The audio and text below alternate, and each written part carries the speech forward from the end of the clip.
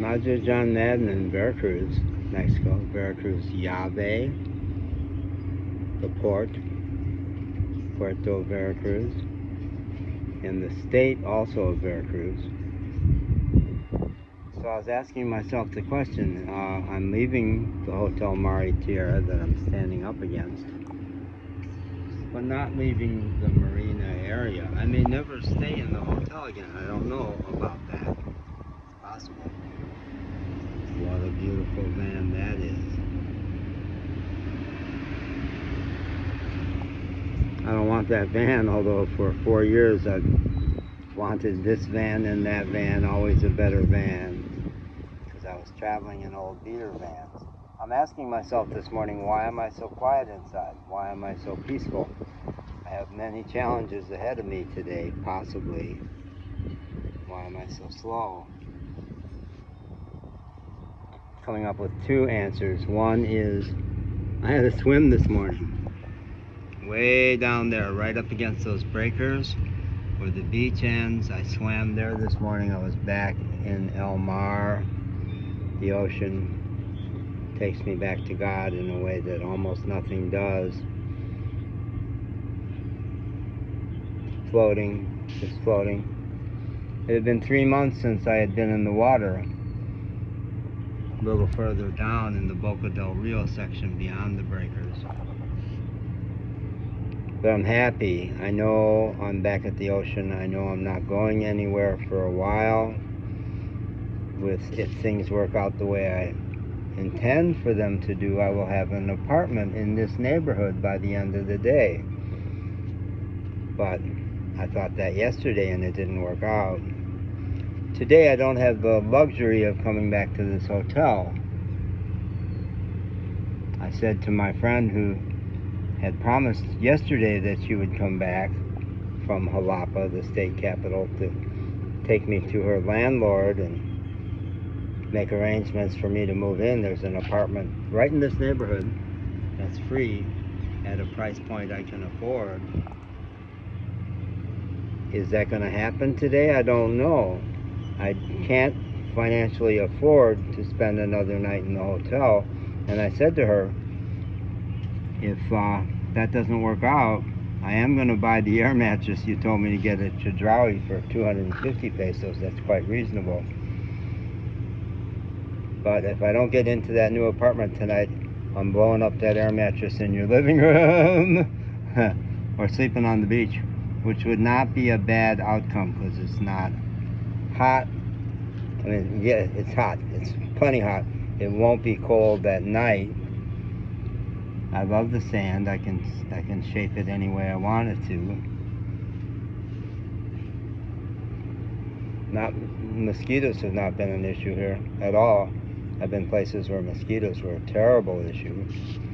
So, in the course of 4 years of travels, I've experienced almost every kind of reversal you can. Some of them dangerous, some of them quite difficult.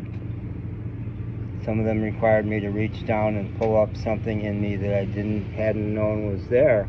And I know now that I can, because I've put myself out of my comfort zone so many times, been tested so many times, and learned to reach back and talk to God, whatever that is, my version of God.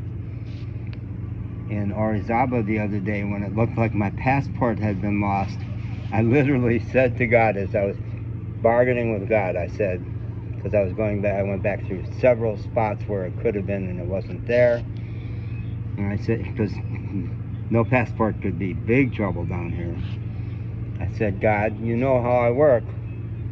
I always turn it over to you. I always say, you know better how this should work out. But I actually want this one, God. And if you don't get me that passport, I'm coming for you this time. And I am going to fuck you up this time. I'm sorry. I don't usually threaten you. And it made me laugh just like this did. And I'm aware that I'm rocking as I do this. I do that with Kundalini energy anyway, but floating in the bay, that's what it does for me. If I've been floating, I kind of rock all day. And the other thing I just realized is I've been shooting videos for 4 years was never a videographer before going to the mountains outside of Asheville, North Carolina. My iPhone had like 3 videos in it, and now it's got 3,700. My iCloud has like 3,700 videos. I'm learning to erase them, delete them as soon as I get them up on YouTube. But I learned that myself, not thanks to the Apple people, much as I love them. They always told me you couldn't do that, but they were wrong. So I've learned, I've been boots on the ground, learning. I know more about my iPhone than anybody at any Apple store or any phone store, and more in certain ways than the Apple tech people, good as they are.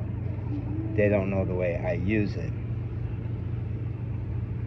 And then finally, one reason I've gotten so calm is that process of shooting videos. Most of them are me doing commentary on what I see or what I've learned or what's going on inside of me. I've gotten so good at stepping back and journaling. I have been like a journalist, boots on the ground, filing dispatches about what I see and what I learn. That habit of stepping back and saying, this is what I see out there, or even this is what I see in myself, that step back is key. Take a step back, don't be in the middle of it, see what's happening as clearly as you can. And I've gotten clearer and clearer, sometimes by life beating me around the head and shoulders and saying, no, asshole, look at what you're missing. And it's been hundreds of occasions of life saying, this is what you're missing. So part of the calmness is knowing that, of course there's things I'm missing. I don't have it perfectly. But so far, even though there were many times that looked like the end of the road, it never was. And the other thing I've learned very clearly is that I'm not my brain, for starters. No, the human mind is just a computer. My intelligence, myself, goes much bigger than that.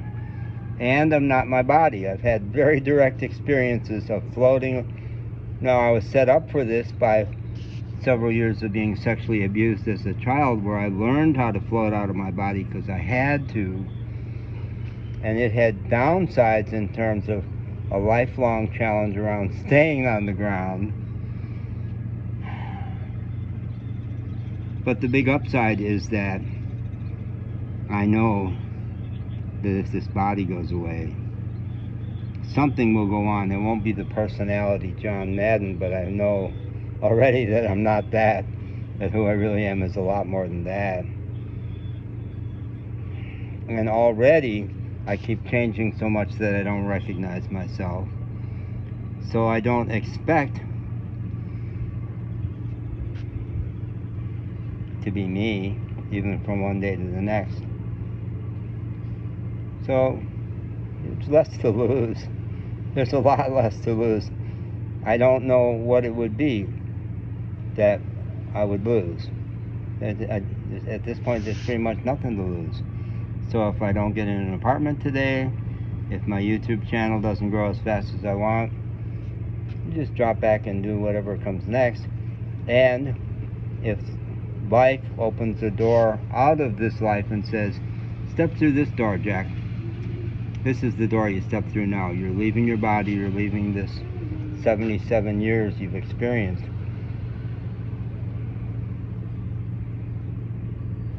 My response would have to be, let's see what comes next. Let's see what comes next. I've got that response down.